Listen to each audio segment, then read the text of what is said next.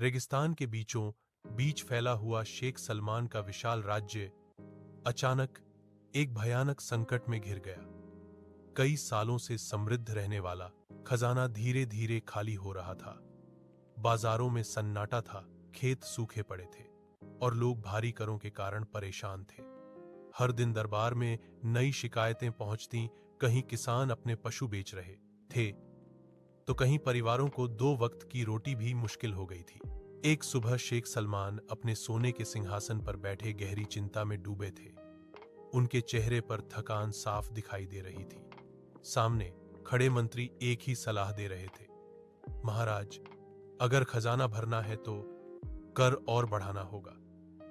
यह सुनकर शेख का दिल और भारी हो गया, लेकिन उन्हें कोई दूसरा रास्ता भी समझ नहीं आ रहा था। उसी समय दरबार के एक कोने में खड़ा उनका बेटा आरिफ सब कुछ चुपचाप सुन रहा था।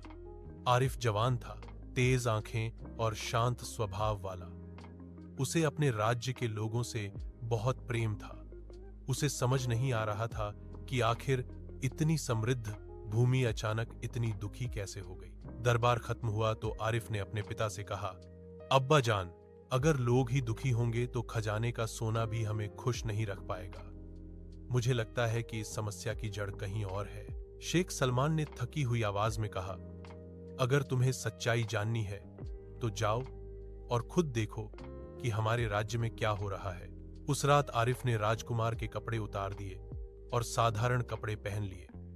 उसने तय कर लिया कि वह आम आदमी बनकर अपने ही राज्य की सच्चाई देखेगा। लेकिन उसे बिल्कुल अंदाजा नहीं था कि आगे जो सच्चाई सामने आने वाली है वह पूरे राज्य को हिलाकर रख देगी। रात का अंधेरा धीरे धीरे पूरे शहर पर फैल चुका था। महल की ऊंची दीवारों से दूर साधारण कपड़ों में आरिफ चुपचाप गलियों से गुजर रहा था।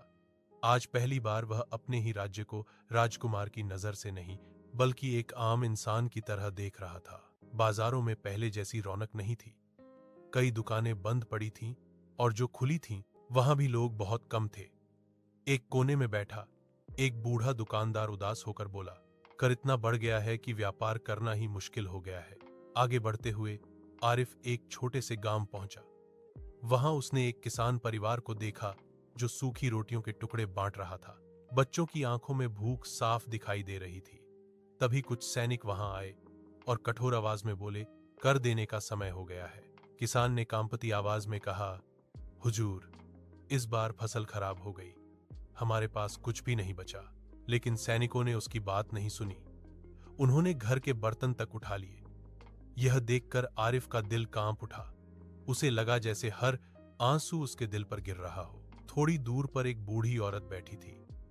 उसने धीमी आवाज में कहा, बेटा, पहले हमारा शेख बहुत न्यायप्रिय था, लेकिन अब लगता है कि दरबार में कोई सच्चाई छुपा रहा है। यह सुनकर आरिफ के मन में शक की चिंगारी जल उठी। क्या सच में उसके पिता को पूरी सच्चाई नहीं पता थी? क्या कोई ऐसा व्यक्ति था जो राज्य को अंदर ही अंदर कमजोर कर रहा था? आरिफ ने उसी रात तय कर लिया कि वह इस रहस्य की जड़ तक पहुंचेगा, चाहे इसके लिए उसे कितनी भी बड़ी सच्चाई का सामना क्यों न करना पड़े। अगली सुबह दरबार पहले से भी ज्यादा भारी माहौल में लगा। शेख सलमान सिंहासन पर बैठे थे और मंत्री एक एक करके अपनी राय दे रहे थे। सबसे ताकतवर मंत्री काजिम आत्मविश्वास से बोला, महाराज, अगर राज्य को बचाना है तो कर तुरंत दोगुना कर देना चाहिए। दरबार में कुछ लोग सहमति में सिर हिलाने लगे। शेख सलमान सोच में पड़ गए। तभी दरबार के दरवाजे धीरे धीरे खुले और अंदर आया आरिफ। उसके चेहरे पर पहले जैसी शांति थी, लेकिन आंखों में एक अलग ही दृढ़ता दिखाई दे रही थी।